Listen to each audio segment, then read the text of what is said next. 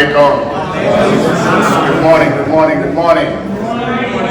We are at our last day of this wonderful weekend of protecting and preserving our legacy and moving our community forward.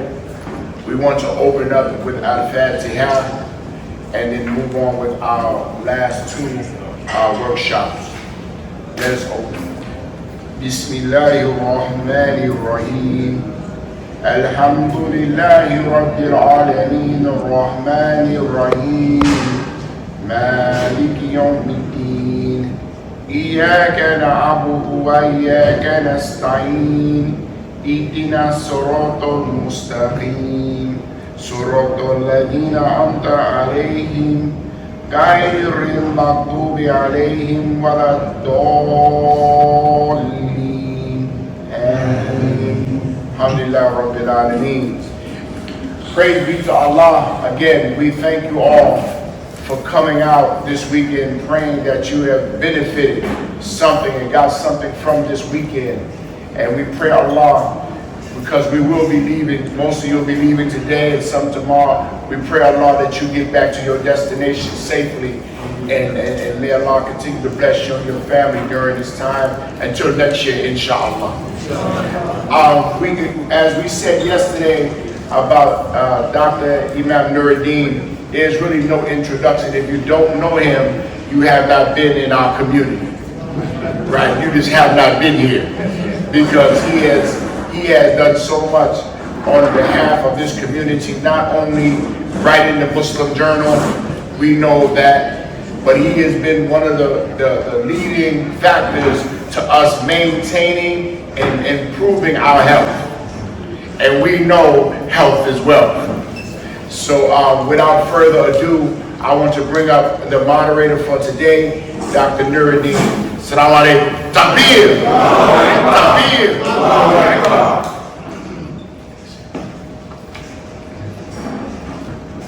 Assalamu alaikum. A'udhu billahi minash shaitanir rajim. Bismillahir rahmanir rahim. Ashhadu an la ilaha illallah wa ashhadu anna Muhammadan abduhu wa rasuluhu. We seek refuge with Allah from the rejected enemy, the lost name, the merciful benefactor, the merciful redeemer. I testify that there is nothing worthy of worship except Allah. And I testify that Muhammad is his chosen servant and messenger. Prayers and peace be upon the noble and generous messenger. Once again, good to see you all this morning. Assalamu alaikum. This has been a wonderful weekend. I agree with Musa. In fact, it has been a historical weekend. And for those of you who were with us last evening, I'm sure you would agree. These connections that we have been able to make over the last year, particularly with Senegal and other countries in Africa, are starting to show themselves as being very, very fruitful for us. And it really is about business. You know, it is about going home, but it's about business. We want to do business with Africa. You know, and as Bashir Sek was telling us last night, you basically have first rights to what's going on over there. But we have to claim it. If we don't claim it, then those that are already there and those who may be coming later, they will take advantage of it. So let's prepare ourselves and get our children, the younger generation, you know, prepared. And as Bashir Sek was saying to us last night, we have to encourage them to tell the world who Imam W.D. Muhammad was. Allah's mercy be on him. You know, because that opens the door to everything. He shared some other stuff with us last evening too, just talking here in the vestibule with him about his thoughts about Imam W.D. Muhammad and what it means to Africa and the world. So those of you who caught Imam Bashir Ali's presentation yesterday morning, all about the Imam. It was all about the Imam. And I mean, and that was just, he just touched it. They get nowhere deep into all of what the Imam has provided for us.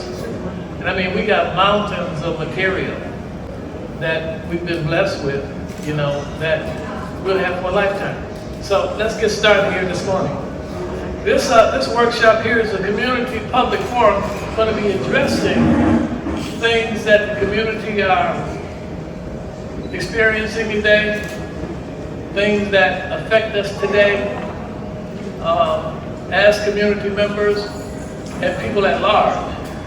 Because, you know, we're a small body when you start considering all of the African Americans that we actually have here in America. But we influence everything. As Muslim, the Honorable Elijah Muhammad, Allah's mercy be on him, influenced everything. The man influenced everything, and we're still influencing everything today. And we have to be considerate of everything that's actually going on around us and protective of this legacy that we've created down through time, and make sure that it doesn't get damaged by laxity or us going to sleep in any kind of way and allowing things to just take place and we have nothing to say about them. So on this panel this morning, we have Imam Mikel Amin, Dr. Imam Mikel Amin out of Miami, Florida, a good friend of mine, and been a good friend of mine for a very, very long time.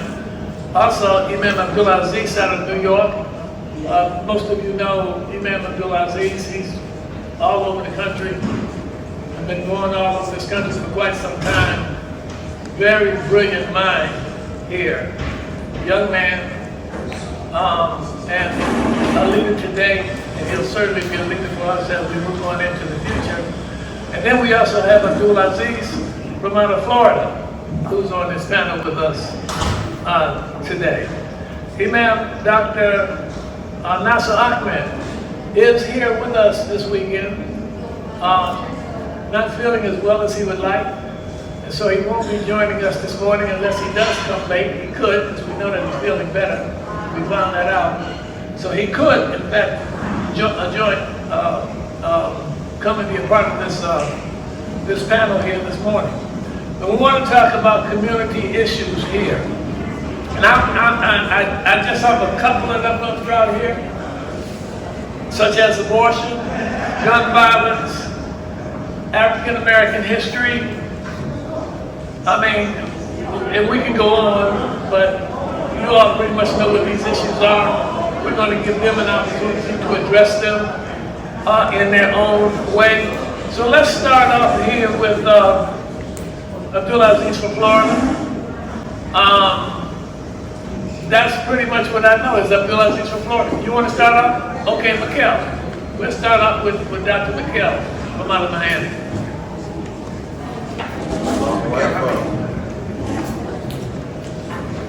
Bismillahirrahmanirrahim. Alhamdulillah Rabbil Alameen. Dear beloved Muslims, Assalamu alaikum. I asked to start it off because I need to set the temperament of what this really is about. The Public Community Forum is just that. The public, the whole intent behind it is for us and for you to go back home. This is dawah. And this dawah effort is to engage the public. Engage the public. We had made some attempts to have one of our Florida senators present.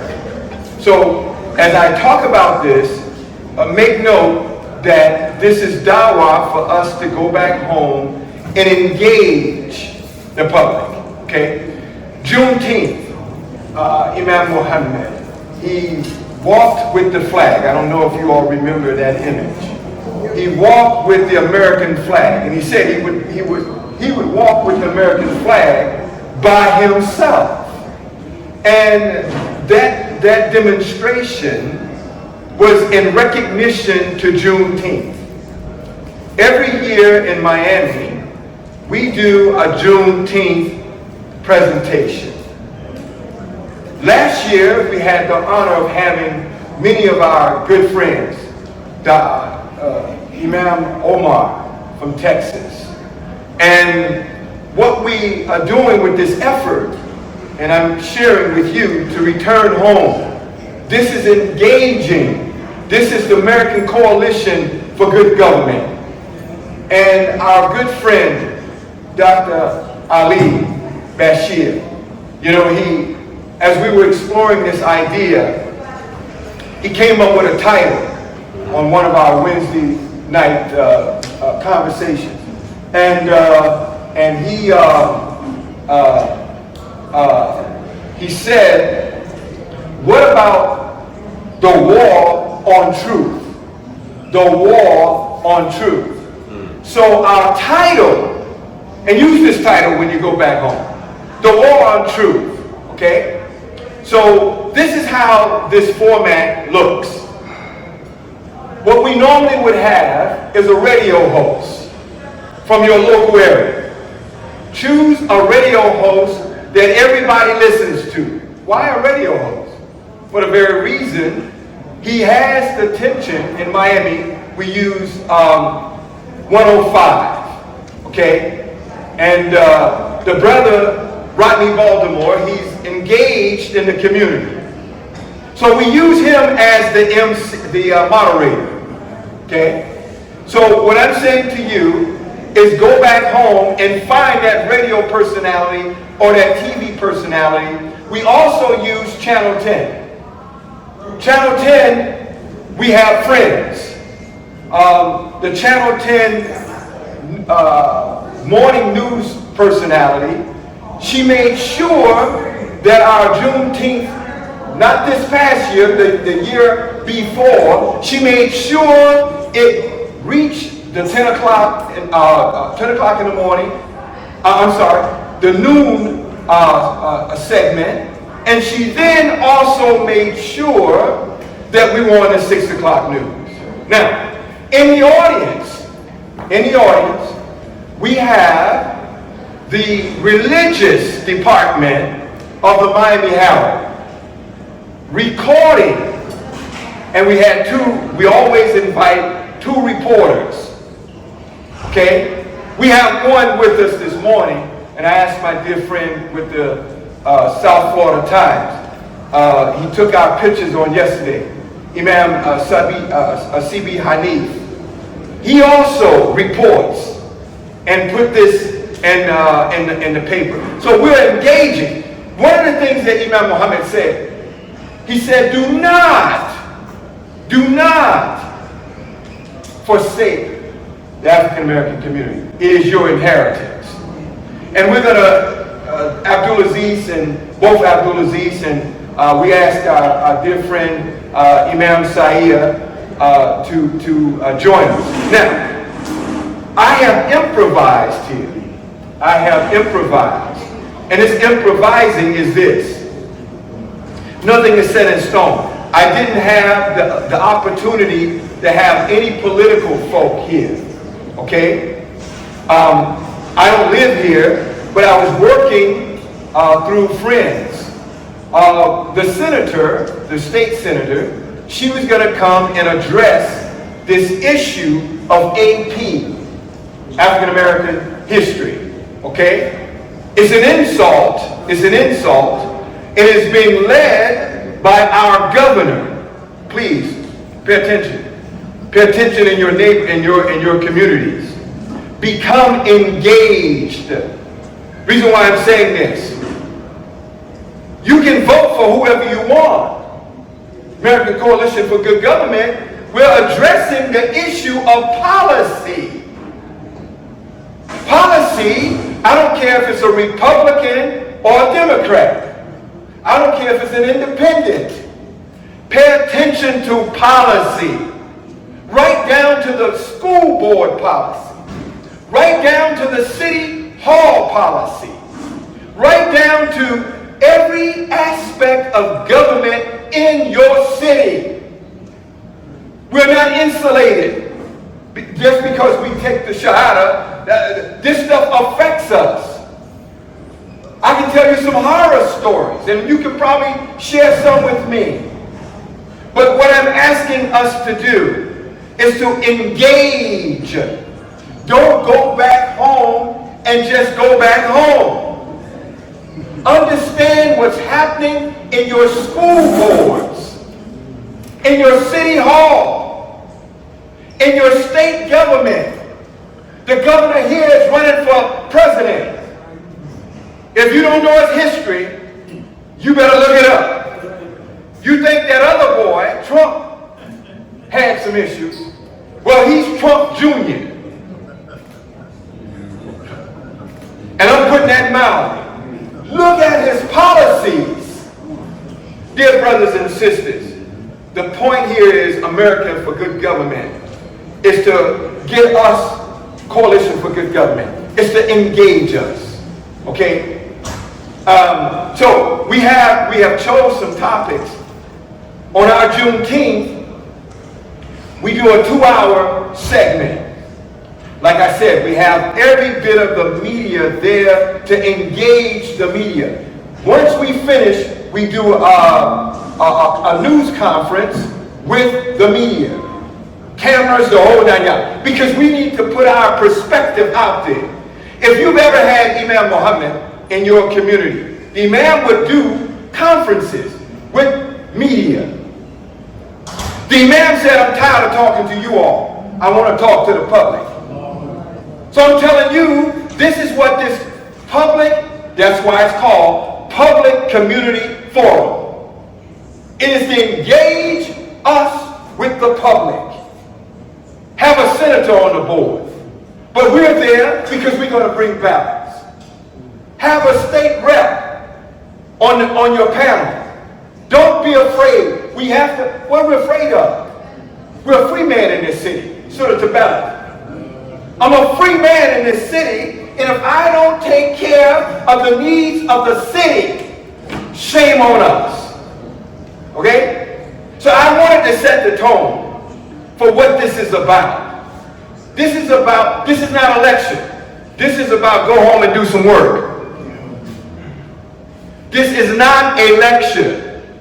This is go home and get busy. Juneteenth is coming up. How many of us have a Juneteenth program? This year, go home and implement Community Public Forum. And invite the media. How many of you invite the media? That's right. So we have to invite the media. Why did I choose Juneteenth? It's a part of our history. Don't deny your history. Which of the favors of your Lord will we not carry out? So with that, I wanted to set the tone of what this is about. Now, I'm going to, Abdulaziz, Florida, he's going to give some statistics, see, from the PREW, P-E-W. They have very factual data, okay? And then Abdulaziz from New York, he will deal with gun violence. And now, what you want to have in these forums, you want to have placards on the table. And you will do it, you will hand up questions as the speakers will come up. Now I'm talking about when you go home. You know your politics in your hometown better than I do. I'm from Florida, and so I understand the state, the city that I live in, and I go to city hall meetings. I go to city hall meetings and I listen to the budget. Listen to the budget. Our dear sister, they hand out a blue sheet and an orange sheet asking us about our budget. We need to understand the budget in your city. You need to understand the budget in your school district. So this is work. Okay? So without any further ado, I think I set the right tone. Did I not? We going back home and do what? Work. Going back home and do what? Work. Work. Not woke.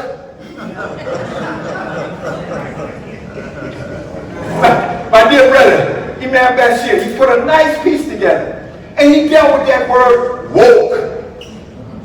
Now, what DeSantis and those like him want the public to think that they coined that phrase, woke. That was an alert to the African American To be woke based on the racism. Okay? That ain't their word, that's our word. Thank you.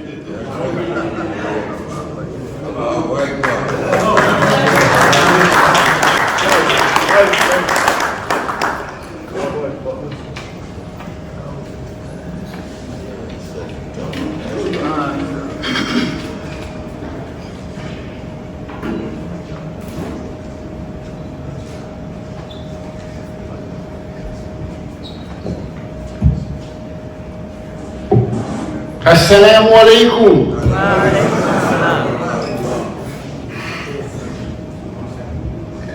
Sound almost about right. Let me try it again. Assalamu alaikum. That's the community I know. Praise be to Allah. So Bismillahirrahmanirrahim. Alhamdulillah nasta'inuhu nastaghfiruhu wa na'udhu billahi min shururi anfusina sayyiati a'malina man yahdihillahu fala mudilla lahu wa man yudlil fala hadiya lahu wa ashhadu an la ilaha illallah wahdahu la sharika lahu wa ashhadu anna Muhammadan abduhu wa rasuluhu sallallahu alayhi wa sallam amma ba'd. And that is, my beloved brothers and sisters, the praise, all of it is for Allah subhanahu wa ta'ala. We ask Him for help. We ask Him for forgiveness. We seek refuge with Allah from the evil of our own souls and from our own actions. And whosoever Allah guides, never will he or she go astray.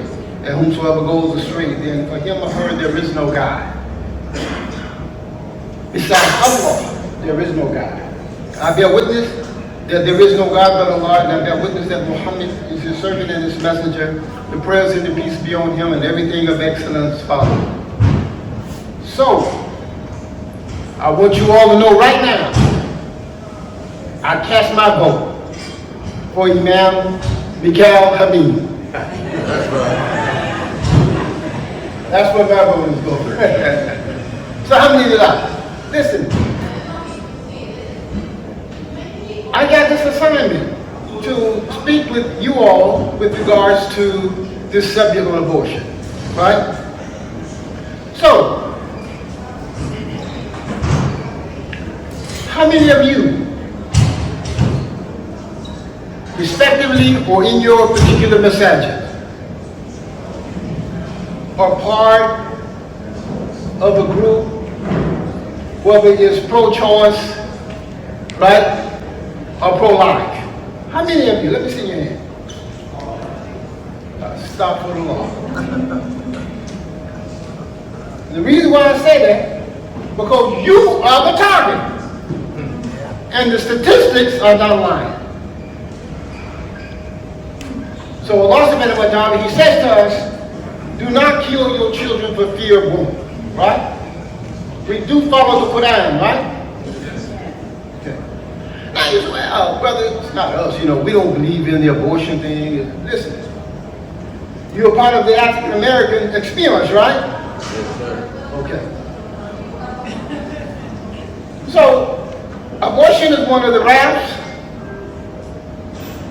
of truth that falls upon the society when it gets out of contact with reality.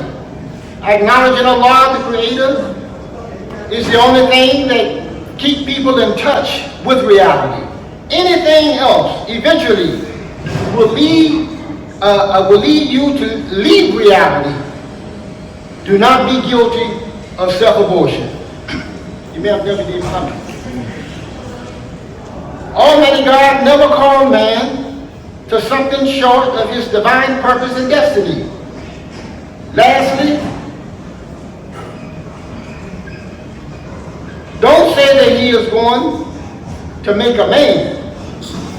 He means that He is going to bring the human being through the stages of development from childhood to a person of knowledge, and lastly up to a person of universal awareness. Now,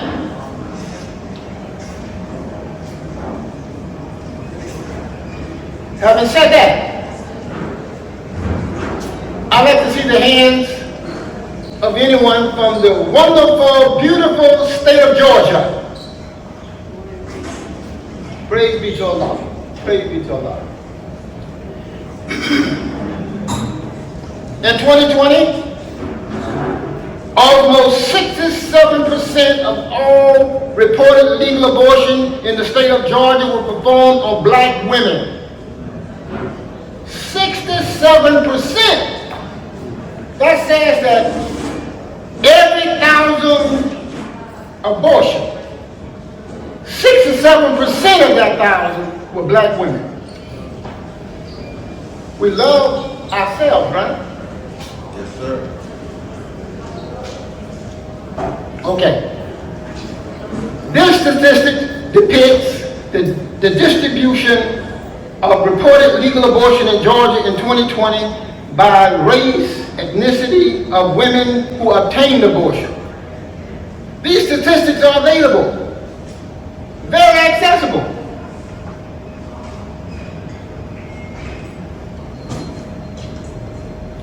And by the way, that was from Pew Foundation.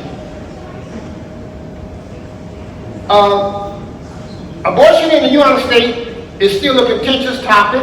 In 2020, the leading state by number of legal abortion in the United States, guess who? Florida. Florida member, don't start ducking down. Now, don't start ducking down.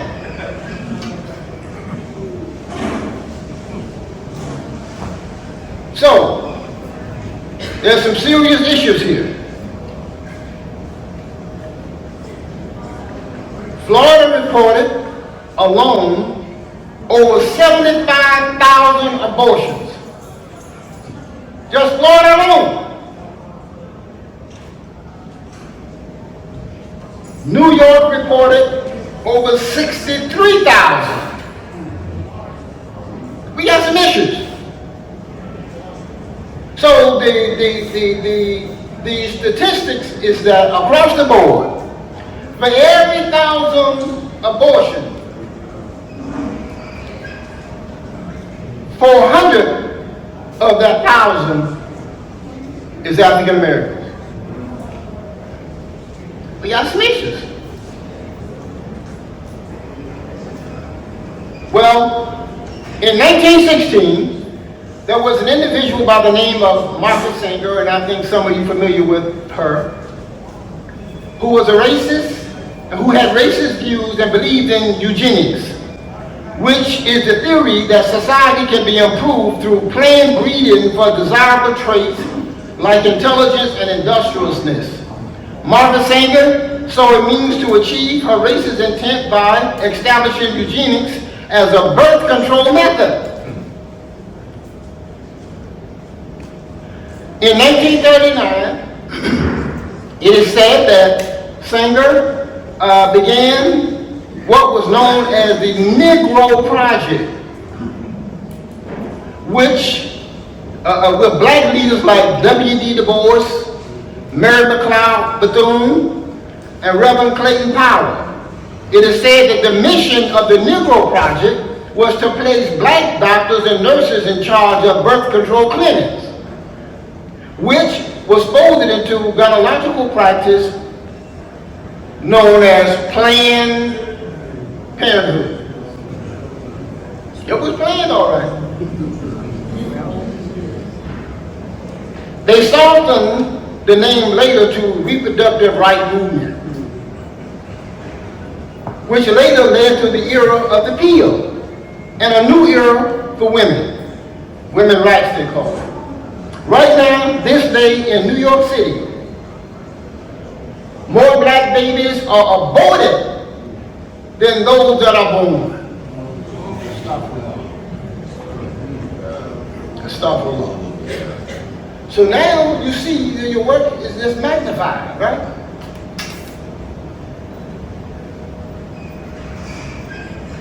Per 1,000 black women, a child born in New York City, a child born a black child has 67.3% chance of being aborted than being born. We got some problems, systemic problems. Okay. So, what was black women looking for when they accepted this practice? Were black women promised something different than those results? And why would their expectation be for something different? This creates social dysfunction that deforms. It is now an issue driven mostly by, and excuse me, I don't intend to be political here, but I just want to be factual, right? We need to know the facts so that we can position to protect ourselves. The facts on the ground is this. It is now an issue driven, that is, abortion. It is driven mostly by the Democratic Party. But it was President Richard Nixon who signed the bill to federally fund Planned Parenthood. So, what was the expectation when signing on to this nightmare? So according to the national, and see, there's a lot of problems here. There's a lot of problems that are adding to the major problem. For instance, according to the National Fatherhood Initiative, because we brothers, I think sometimes we think that, you know, these women get pregnant and then we out of the picture. That sister's struggling. It's a nightmare. So in her mind, it may be better for her to not even go through with this. According to the National Fatherhood Initiative, 18.4 million children, which is 1 out of 4, live without a biological step-adopted father in the home. The absence of a father can have a negative impact on children, or perhaps whether a child will be born at all. The National Center for Fathering reported that 57.6% of black children, 31.2% of Hispanic children, and 20.7% of white children are living absent from their biological fathers. So something has happened in American society. 4 times greater risk. Talking about the child that doesn't have a father in the household. 4 times greater risk of poverty, more likely to have behavior problems, 2 times greater risk of infant mortality, more likely to go to prison, more likely to commit crimes, 7 times more likely to become pregnant as a teen, more likely to face abuse and neglect, more likely to abuse drugs and alcohol, and 2 times more likely to suffer obesity, 2 times more likely to drop out of school. Now these are not my statistics.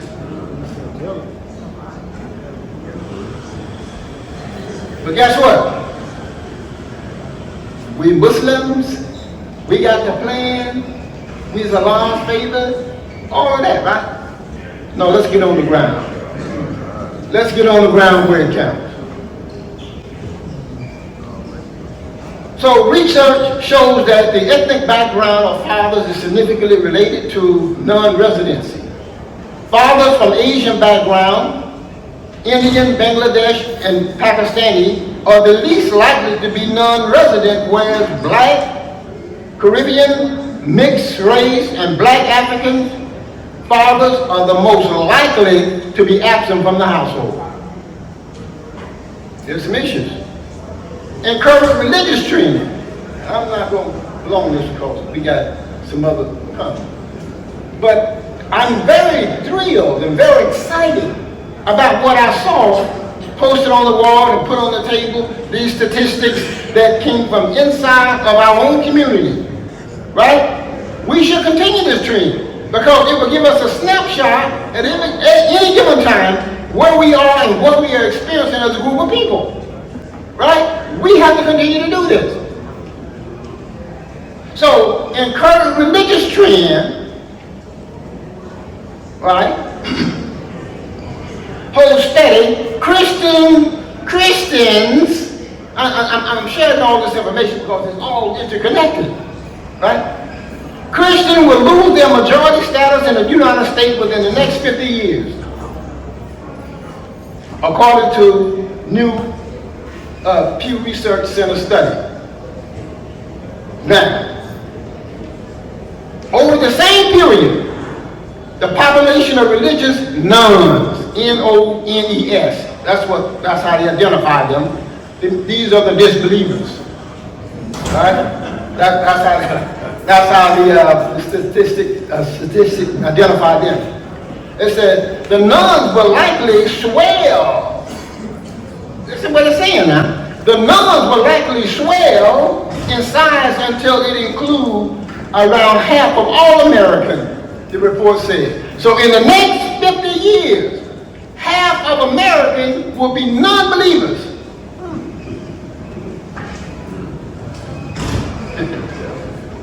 According to Gallup survey conducted in May 2023, the percentage of Americans who believe in God has declined from 90% in 2001 to 74% in May 2023.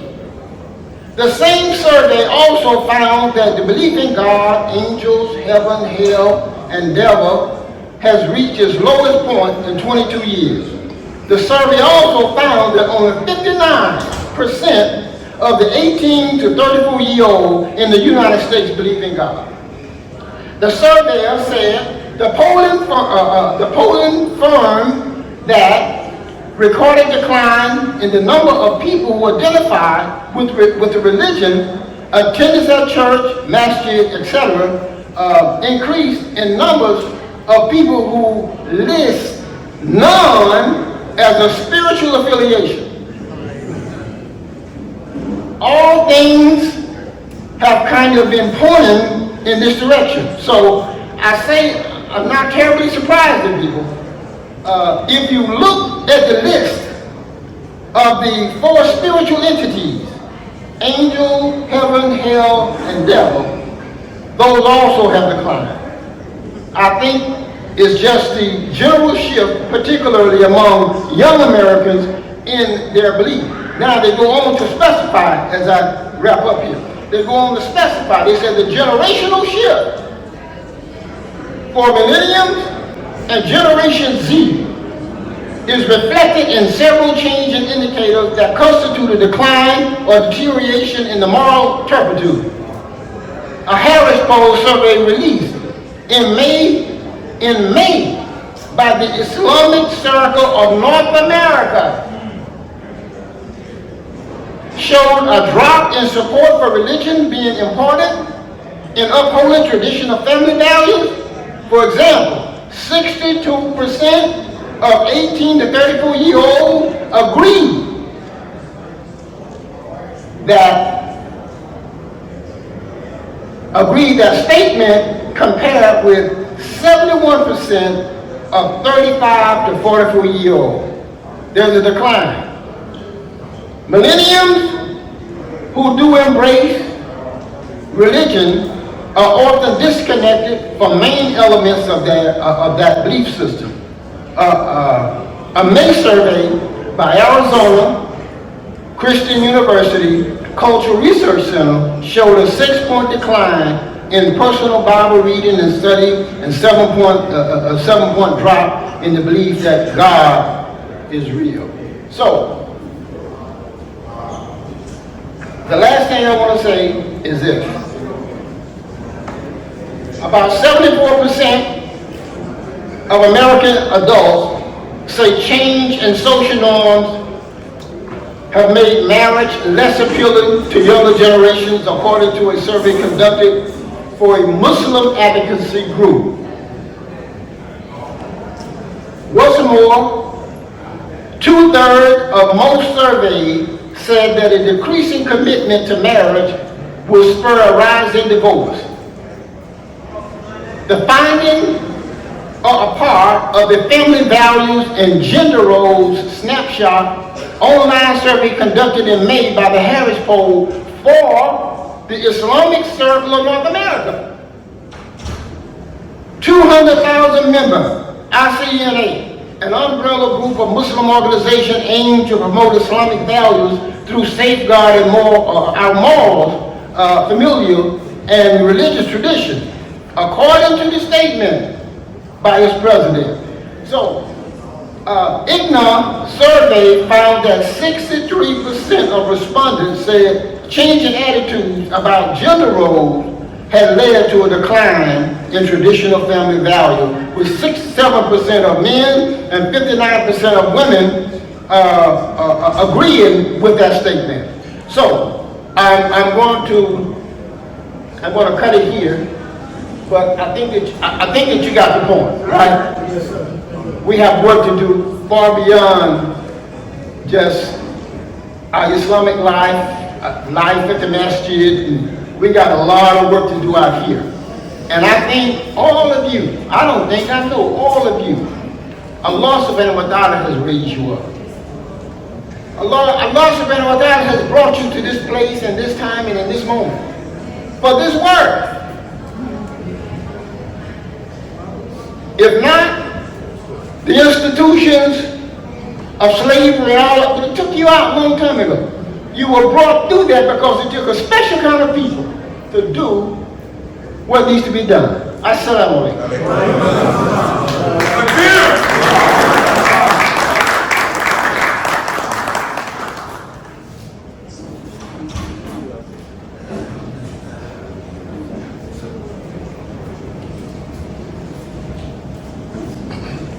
أعوذ بالله من الشيطان الرجيم بسم الله الرحمن الرحيم الحمد لله رب العالمين والصلاة والسلام على رسوله الكريم الحمد لله رب العالمين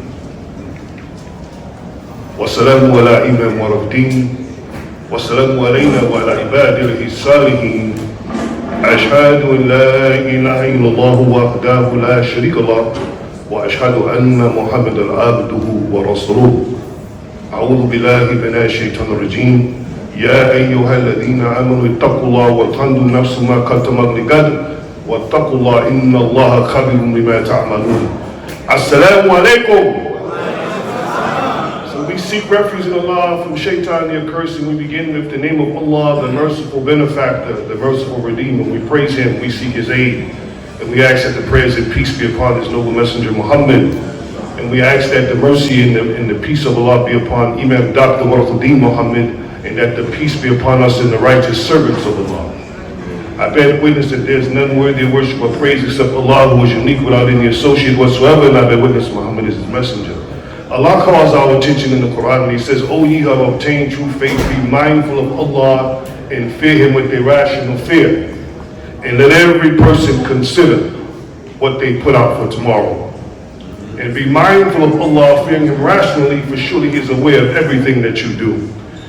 Before I begin, I want to just thank the National Conveners of Community of Imam Muhammad for trying to make an effort, or for making an effort, to continue the legacy of Imam Dr. Warathuddin Muhammad. And with that being said, there's a charge on us. I don't know if you realize that, but this weekend made it clear that there's a charge on every one of us. You don't have to even be a convener. You can be a regular guy.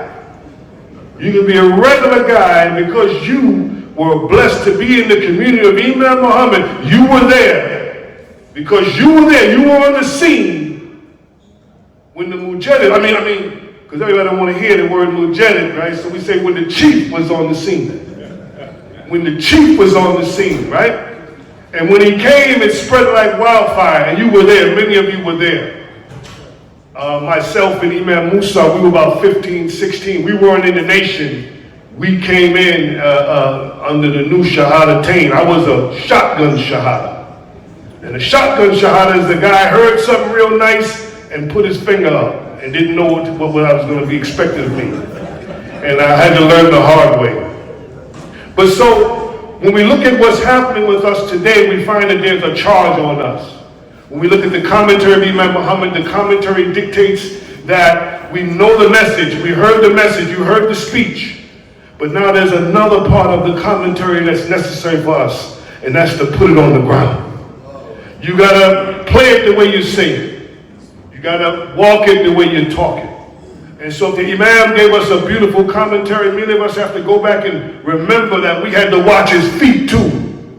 See, we heard the speech. The speech was beautiful. They said, what did the Imam say? Oh, he was powerful. What did he say? He was dynamite. What did he say? He was on the money. What did he say? So the other part of that, dear brothers and sisters, was that we put it into action. We had to follow his feet. That's part of his commentary. What he did after what he told us to do. Did he do it himself?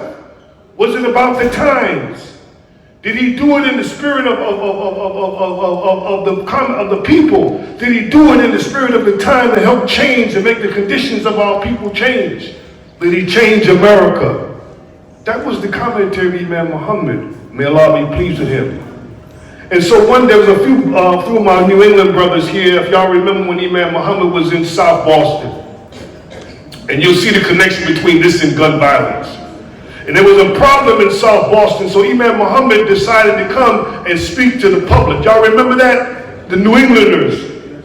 Any New Englanders here? I see my uncle here. I see him here, a couple of them here. That's from New England. Remember when Imam Muhammad came. But Imam Muhammad, when he graced the podium, when they called him up, the entire public was there, the public officials, all of these people, the mayor, all of them were there, and Imam Muhammad came forward and he said, I have an admission. And this is during a time where they had a lot of race problems in South Boston. And he said, I have an admission, and the admission is that South Boston does not have a race problem. And people started looking around, and he said, he has a mind problem. And that was the end of his speech, if y'all remember, right? And a lot of people didn't catch what he was saying. Around our neighborhoods now, and most of the masajid in our association are in urban areas. They're in neighborhoods that have been pretty much left alone. I know the masjid that I serve at, this is a masjid where it's a shooting zone. Well, it's calmed down now because the Muslims have got in there and they start servicing the people. It's not like they're left alone anymore. But there is a mind problem going on. There's a mind problem happening in our communities. Our communities, they take pride in solving their problems with violence when, in fact, we can resolve this in another way. I remember I hadn't seen one of my cousins in a long time, and I ran into him, and I said, hey, man, you remember me? And he put his groceries down like he was ready to swear off. I said, hey, I'm your cousin, man. Right? So this is just a few years ago, right? So everybody's accustomed to solving their problem with violence. In 2022, 45,222 people were killed by gun violence in the United States. Over 1 billion weapons are in society as we speak, 1 billion firearms. Only 2% of them are owned by law enforcement. 85% belong to private citizens. But when you talk about gun violence, you're talking about the phenomena of the AR-15 phenomena, legally bought. But they slaughtered many people with the same weapon. They haven't even banned it from being sold. So there's something wrong with the mind. There's a charge on us, dear brothers and sisters, and that is to change the minds of these people. You say remake the world? Well, we have to follow it up and look at that, examine that, and find out what the Imam really was talking about when he said remake the world. Remake the mind. There's a world in here. Think about it. There's a world in here. What's going on in this? He's in his own world. Think about it. They say this. Their person is in their own world. And so this conference is so important on so many levels. It's so important on so many levels. It's bringing us together, tightening our ranks, but it's also sending a message that we are not done, and the community of Imam W.D. Muhammad is alive and well. And so, in closing, I want to say, for all of us who are in these communities where there is some gun violence, we had killings last year right across the street from the masjid. They used to have a detail in front of the masjid, and they would always come and stay by the masjid, not like they're protecting the masjid, because the masjid never has any problems over there. It used to be like that, but when the masjid started serving the people calmed down. The people calmed down. Now we have people, we have anywhere from 400 to 600 people come every week to get food from the Muslims. And they know they get it from the Muslims. The same way with Imam Musa's community. They do the same thing. And this has been my brother for a long time. We used to live down the block from each other and didn't even know when we were growing up. Two Harlem boys, right? But we came and Allah blessed us to be able to have some sense of community and to love the message of Imam Muhammad. What attracted us? These two young guys that was in the street. What was so special about his message that got us in there? And then we never looked back. When we relied on that, things opened up for us. They used to call me and Imam Musa the poor imams. Remember that? The poor imams, right? But we'll do anything for you, right? But we're the poor imams, right? But what it was is that what we received out of the message of Imam Muhammad was his love for the community, this undying love that continued to break through these barriers, right? So here goes the barrier for us. We have this gun violence that is happening all over the United States. We need to start talking to some people. Because what's happening, everybody else is talking but the Muslims. Everybody else has this beautiful conversation about this and that except the Muslims, and you got the best. Remember, when we talk about the four birds, how do we make the application? How do we make the application for government? How do we make the application for education? How do we make the application for culture? How do we make the application for finance? Allah says, "Kuntum khayra ummatin ukhrija lin-nas."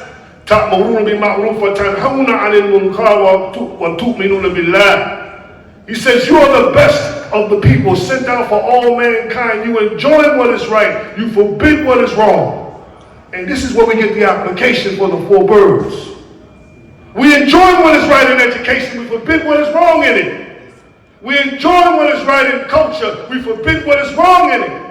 We enjoy what is right in finance, and we forget what is wrong in it. We enjoy what is right in government, and we forbid what is wrong with it. May Allah aid us to become better. May He aid us to do works that are pleasing to Him. May Allah subhanahu wa ta'ala continue to bless us as a community and shine His light on us and aid us to stand up to whatever He puts in front of us. To that we say Ameen. Assalamu alaikum.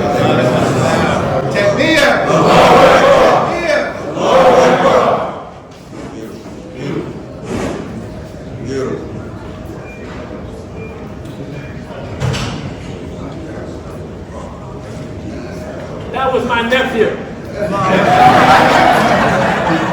Oh, man. Oh.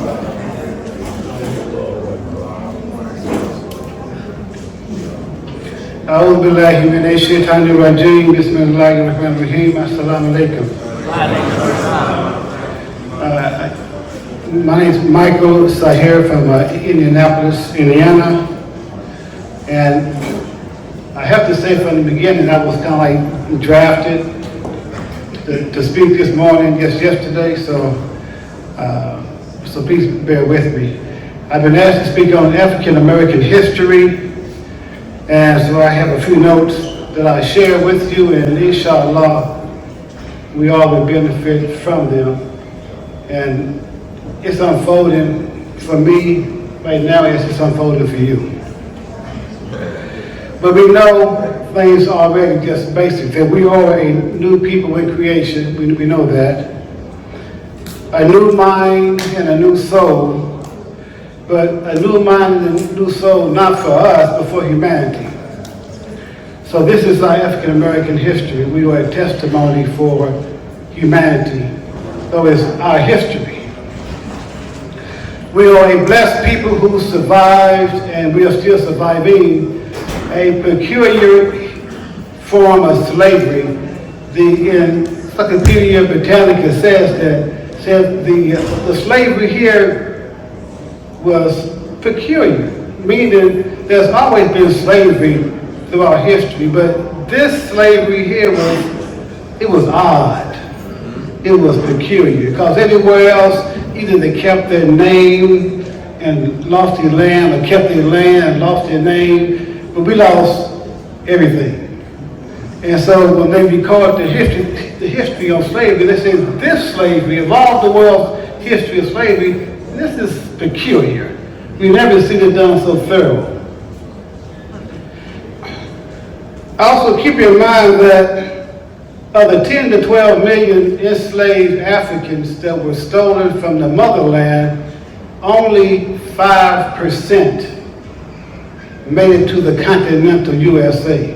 That means for every 20 Africans stolen from Africa, out of 20, only one made it to the continental USA. Keep that in mind. Check it out, all right?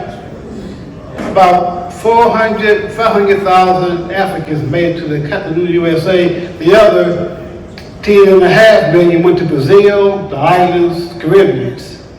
Very important to keep in mind. It shows you the specialty of us, okay? So, African American history began as Africans in America. We became African Americans later on. These are facts, right? We were Africans in America trying to figure out what the hell's going on here. Excuse my expression.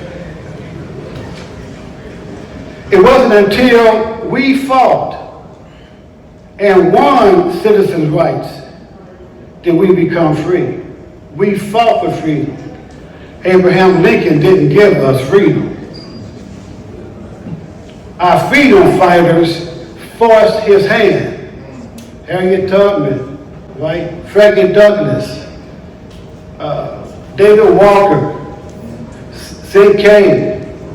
We get help from our brothers down in Hades. We didn't know this. It was our brothers in Hades. What's their name? Toussaint. When they beat the French, and the word got up here, they said, "Oh, we got to do something now." And history tells us that's when they began to teach us Bible. That's right. But the part of the Bible that said, "Be good to your master," right? That's history. So 5% only made it, right? And the proof that Lincoln effort that he luckily done didn't free us, 100 years later, what did Dr. King say? He said no Lincolnian emancipation proclamation can't free us. This is 100 years after Lincoln, right? He said, well, Lincoln didn't free us, and then he spoke present tense, 65, and no Johnsonian, meaning President Johnson, civil rights bill can free us. He said it's not until the Negro dig down into their self-asserted manhood and write with the ink, our own ink, our freedom when we be free. So African American history is Allah's message to humanity that you cannot crucify the human soul. That's our history. I'm trying to put it into a nutshell, right? Because if I go, I'm doing that time, right? She showed me 5 minutes, a minute ago. So, our freedom is a testimony, and our struggle and how we got to this freedom is a testimony to the world that you cannot destroy what Allah created. You cannot crucify the human soul. The Quran says that killed him not. Same for us. So just in closing, there's testimonies. Of the 5%, and I asked this question last year in Chicago, I said if the 5% that we represent that came to the continental USA, the gas mask, the stoplights, the refrigerator, the lawnmower. You know, when we get into any kind of field, we tend to take it over and go to the popular in basketball, you know, the hidden figures in science. Like even Muhammad's Tafsirs have topped the religious world. I don't care what we get into, because when you oppress somebody, okay, they get a little tight, right? When you oppress them some more for another century, they get more tense. And when the 400 years have been oppressed, when you let that screen go, pow! Business, science, politics, whatever it may be, we go to the top. Because that's Allah using us as a testimony. Our African American history is a living testimony. You cannot kill what Allah has made. And Allah make his man and woman from what? Come on. Nothing. Right? What the Quran says. Allah says he made his man from nothing. Why nothing? Because if anybody else has something in there, they're going to go, well, give you my credit. Right? So Allah made his man from nothing. And when Muhammad, peace be upon him, went to the cave, he thought he was emptying himself until Muhammad became nothing. Then he got Ikra. Right? So slavery made us nothing. Then Allah says, now watch this.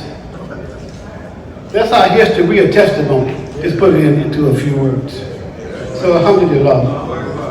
Our history is not stagnant. Our history is constantly unfolding. But sometimes we're so busy with the unfolding, we don't take time to stop and read our own history. But we are a powerful sign to the world. Okay, what we get into.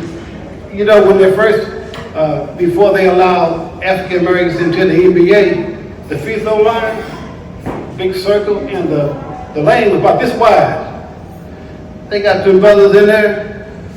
Hey, Mr. Free throw, that brother, he leapfrog, dunk it. It's hard, but wide that lane up a little bit. I don't care what it is we get into, Allah has put it in us, not for us to become arrogant and proud, because we are losing, but to say we are a living testimony, not for our melanin and our skin, like kinky hair. We are a testimony for Allah's truth that you cannot kill what Allah has destined to be, and therefore the whole world benefits. And if not for the Africans in America who became African Americans, or if you want to call black, you can. You can cheapen yourself to a color, go ahead, but we don't do that. But it was that group that pushed the every word in the Constitution. We are the ones. Chinese didn't do it. Irish didn't do it. No one did it but the enslaved people. We pushed it, and we still pushing it to where it is now. Then once we get it, they pick us up like a battering ram. Boom! And our head is going through the door. Boom! That's the Arabs and the Chinese and the Jews, everybody else. Boom! Come to our neighborhood, right, and set up business. Boom! Then when they get done with us, the ram, they drop us, and they run in and get all the benefits. That's history, right? Yes, sir. Okay. So we're going to get our share. It says,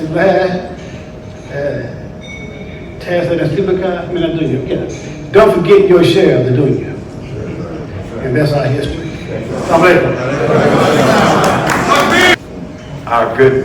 My good friend has come out, Imam Nasser Ahmed. Yeah. Doc, would you like to come up and have something to say?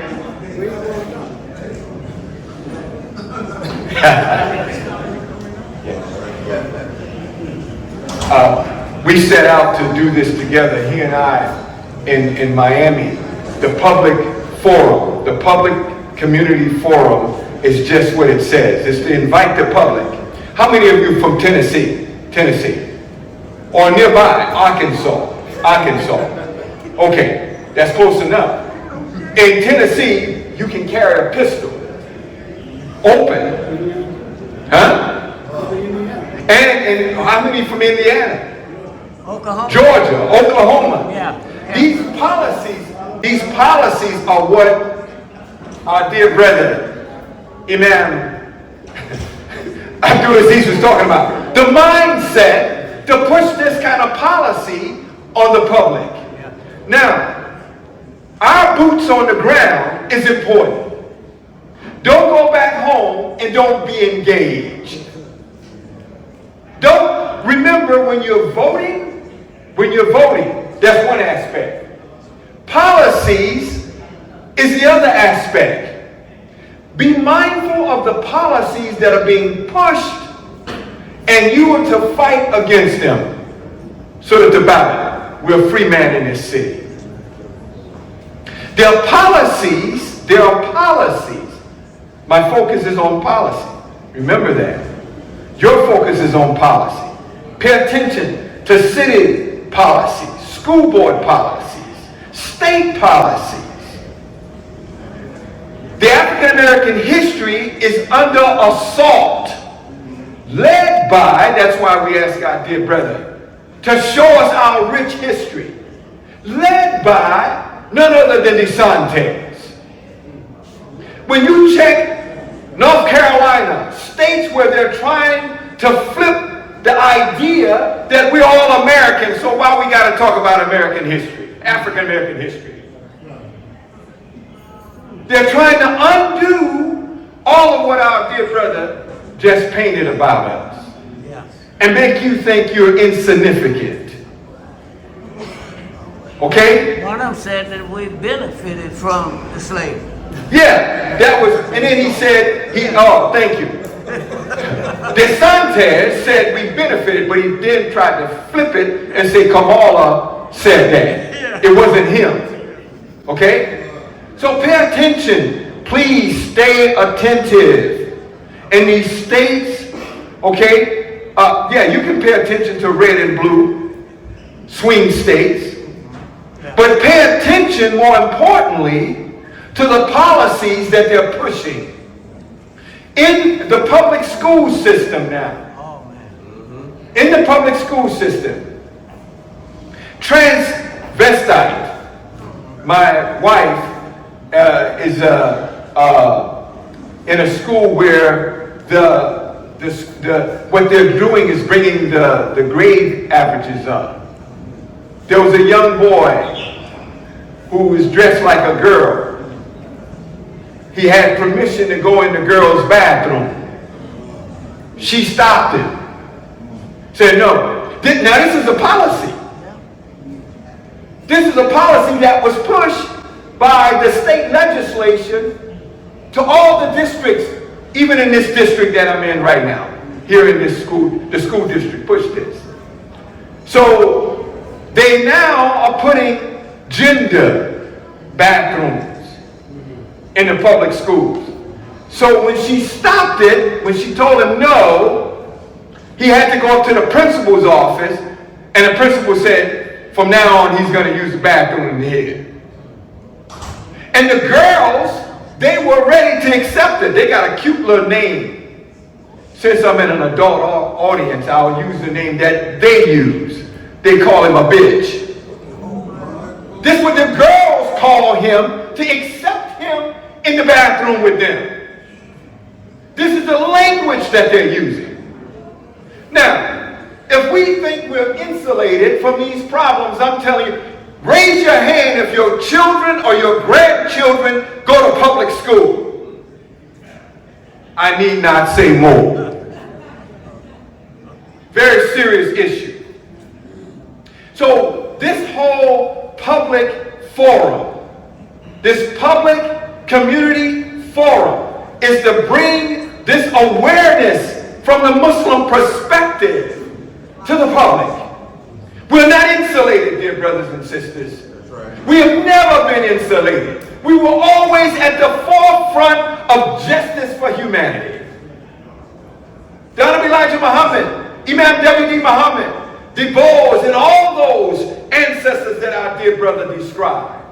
All of that beautiful work shouldn't go undone with thinking that we've arrived now. We haven't arrived anywhere. Okay? My dear friend, for 50 some odd years, I was hoping he would be here. My nephew over there, Abdulaziz, he said to me this morning, he said, is Unc coming? I said, I hope so, bruh. So I'm going to sit down and let him have these last 2 or 3 minutes that I got. I was trying to hold him. I got 5 minutes? Okay, I got 5 minutes. Come on, let him come. I only have 5 more minutes, and I need to give them to him. You can shake his hand afterwards. How about that?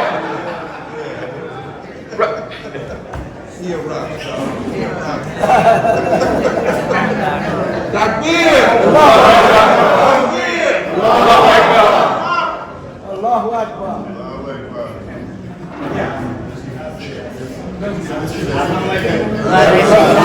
Bismillahirrahmanirrahim.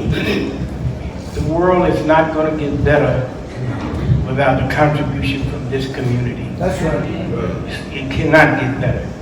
It's like you're driving a car with 4 wheels and you got a flat tire. How far can you go? When the spare is in the trunk all the time. And we are the spare. No arrogance. This is from the greatest piece of humility that can come from the world, inshallah. Bismillahirrahmanirrahim.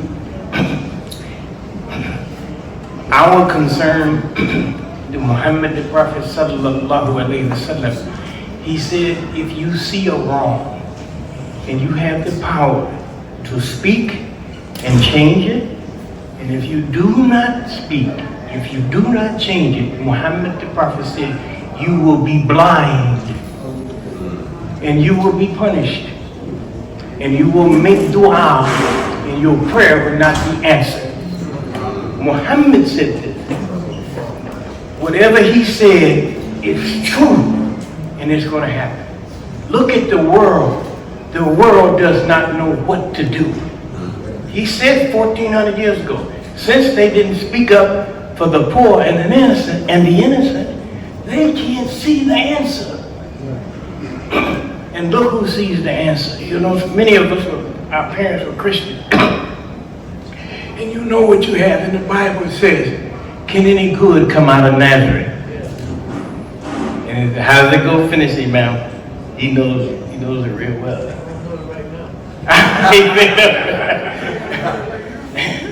Alhamdulillah. I know exactly what you're talking about. Yeah, alhamdulillah. So, Imam, you were telling me what happened?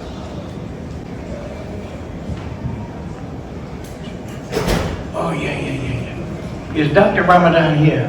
He killed Ramadan. Yeah. Okay. Oh, he did, okay. Honorable men and women, you know, when we study in medical school, the human brain, the neurons, they take time in forming. They're like, these are 2 nerve cells like this. They don't come together. It takes time for them to come together. See what I'm doing? It takes time to come together.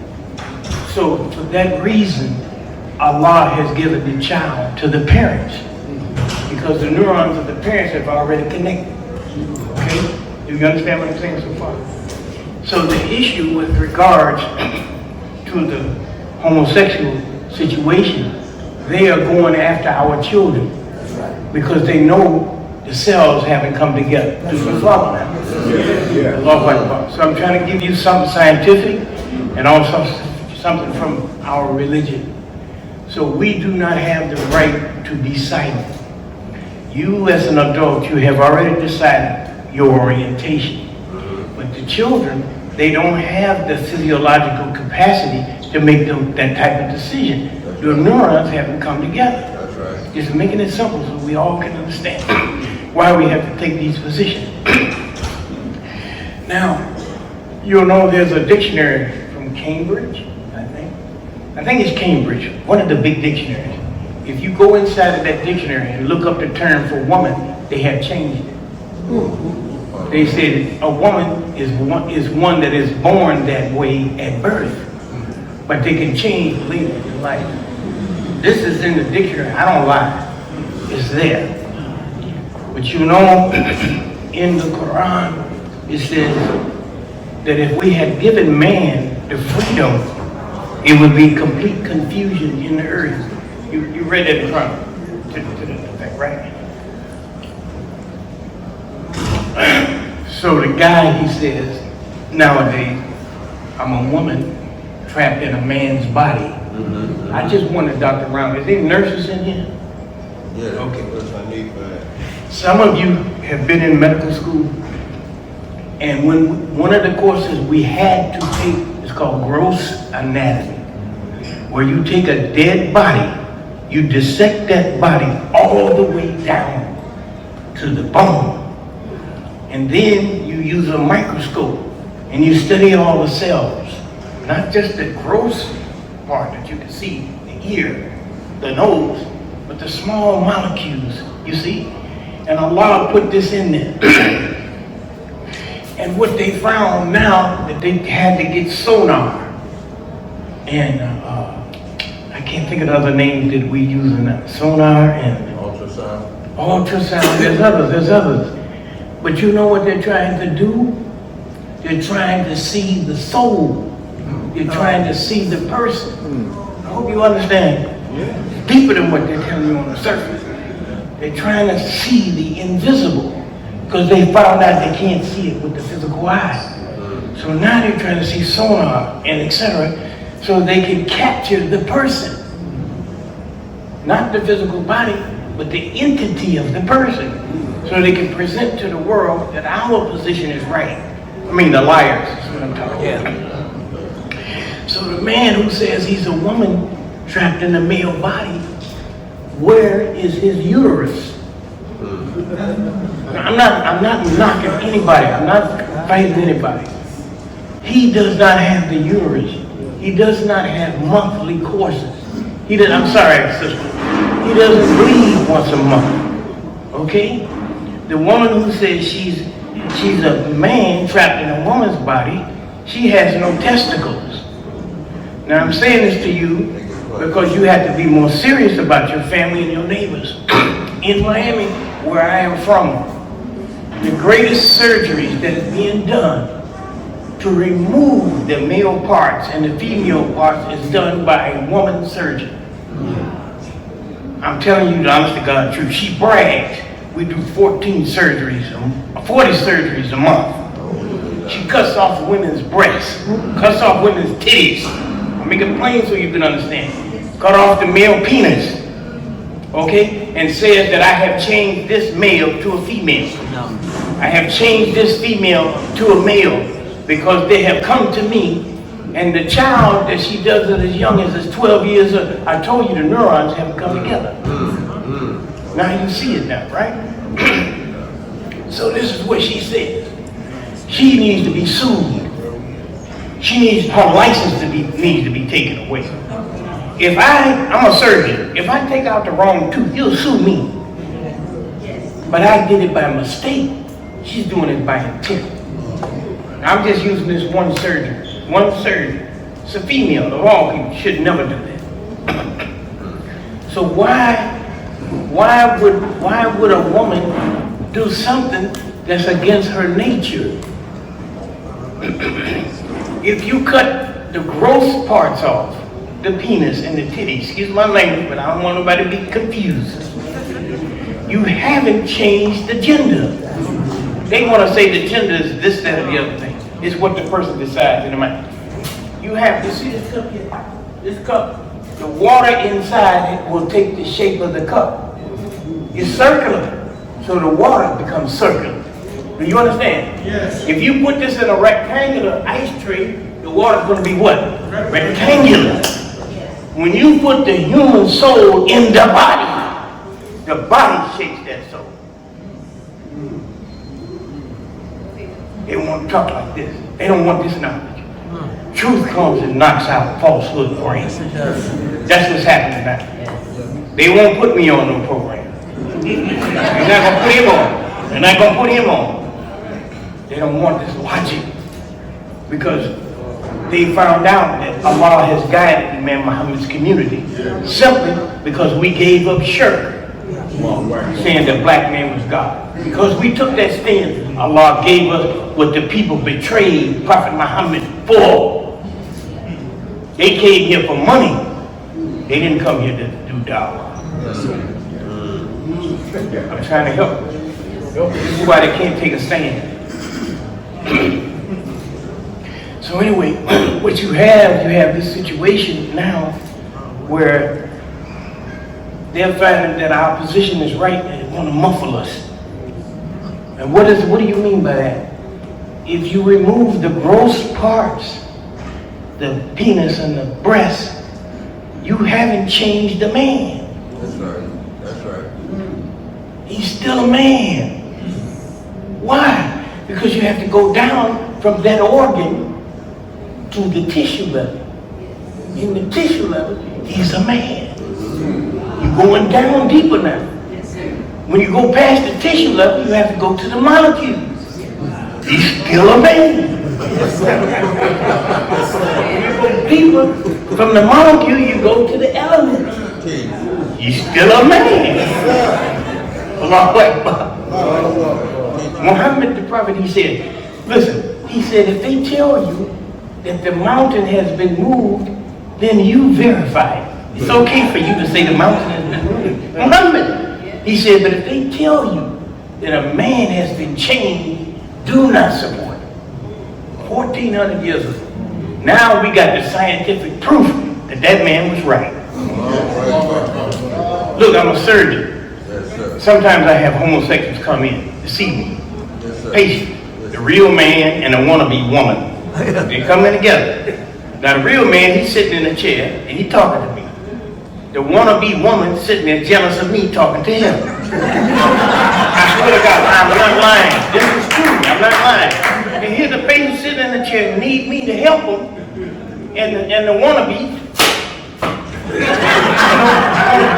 wanna whip me because I gotta put my hands on the patient. Do you understand what I'm saying? I got to feel the swelling. I got to open your mouth. I got to look at what you. This is the wannabe. You follow me? Now both of them coming and switching. You don't know which one is the one. Honest to God, I'm not mocking. Most people say that I'm attacking homosexuals. No, I am the liberator for the homosexuals and the lesbians. I am. They need to liberate. And how can I do this? Because I know your anatomy. When he comes in, he's all like this. I want you to understand. He come in like this. No disrespect. This is what he talking about. When we knock them out, he ain't like this. Don't laugh out of mockery. It's very painful. We have to say this. When he goes to sleep, this is how he sleeps. When he sleeps, you understand what I'm telling you? When you go to sleep under the laws of nature, nature's going to take over. And nature's going to say, this is a man. You follow? When he wakes up, most of them wake up and they wake up fighting. When they're up from anesthesia, right? They wake up fighting like a daggone man. Then he catch himself, go back into the air.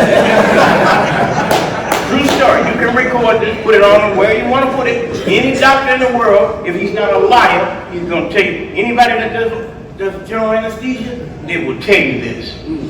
You can't lie. When you go to sleep, you can't lie.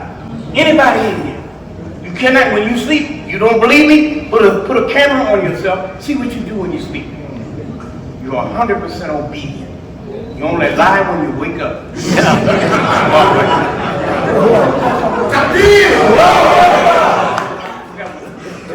He told me to say something, but I forgot it.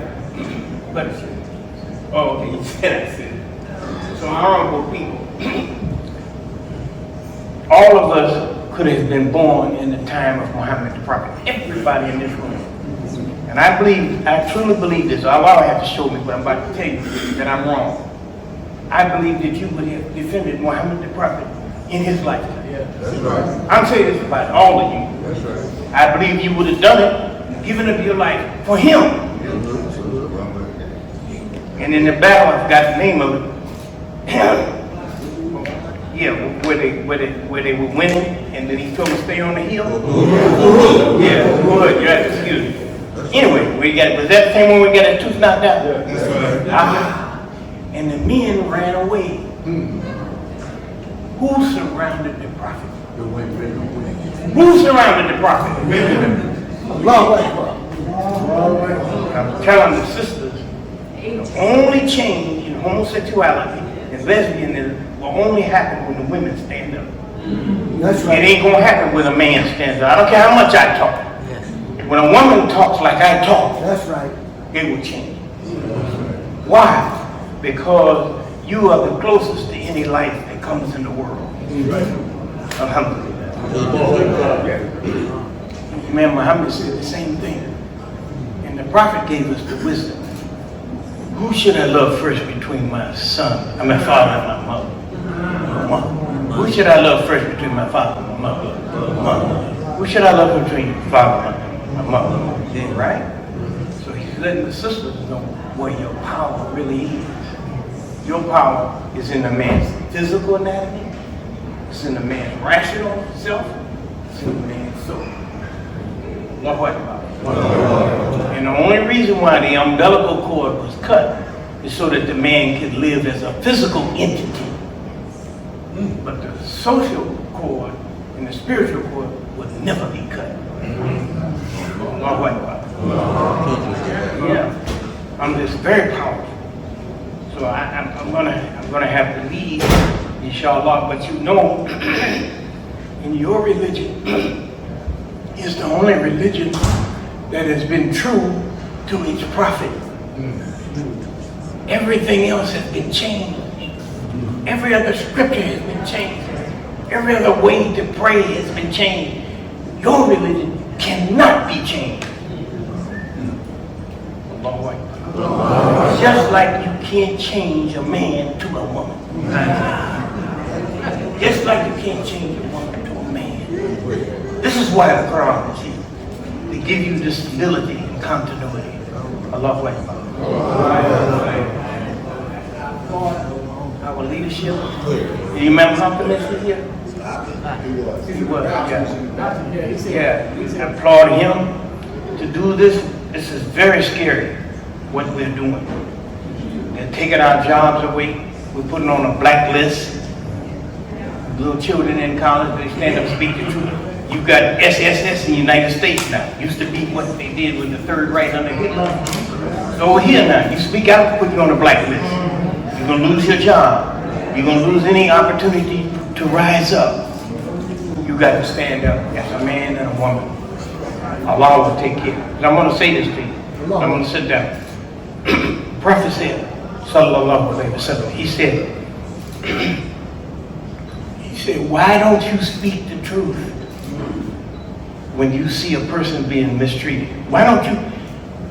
I see him being mistreated, but I don't say that. I might lose my job. He's being mistreated. He's innocent. I know he's innocent. They shooting him. I won't say nothing. The Prophet said, why won't you say something? And I respond back, because I might be killed. You know what the Prophet said?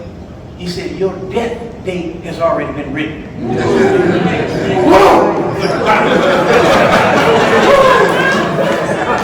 You can't kill me before my time destined. Suppose I'm supposed to die 20 years from now. Now, why won't I speak the truth now? You see the wisdom of that man? This is why we follow Muhammad. Then the other thing he said, well, I lose my job. I won't be able to eat. I won't be able to have a place to stay. The Prophet says your provisions have already been written for you. It was written how many slices of bread you were going to have, how many big cups of water you were going to drink in the womb. Some of you, well, my good imams, they know this stuff much better than I do. Do you get it now? Every time you drink a glass of water, think about the Palestinians. They can't drink it. Every slice of bread you eat, they're not eating. And we can go on and on and on. Allahu Akbar. I wanted to show you something, but you had to use your mind. I had a picture of two babies. Murdered. Two babies. And I was going to show it, and I was going to ask the question, which one was the Palestinian, which one was the Jew? Come on. Can't tell. That's right. Allahu Akbar. Allahu Akbar. Yeah. So we're on the side of the innocent victims. I didn't say Jew. I didn't say Muslim. I said innocent victims. That's right. That's right. And we have to not be used as pawns in the chess game. That's right. See, the chess game here is black and white. We fight black and white, and the third party making money off of us. Overseas is Jew and Palestinian, and the third party is making money off them. What they call it, the military, what do you call it? Big money for them. Every missile goes off, $500,000. Allah Akbar. Think about it. So I have to go. May Allah reward all of you. Thank you for your sacrifice for coming. Young Muhammad, he's still young. Your daddy again?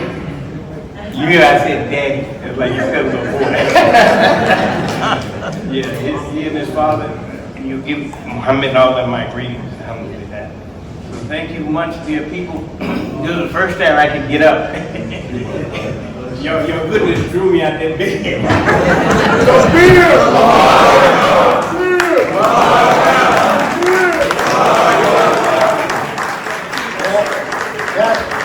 That's our thing.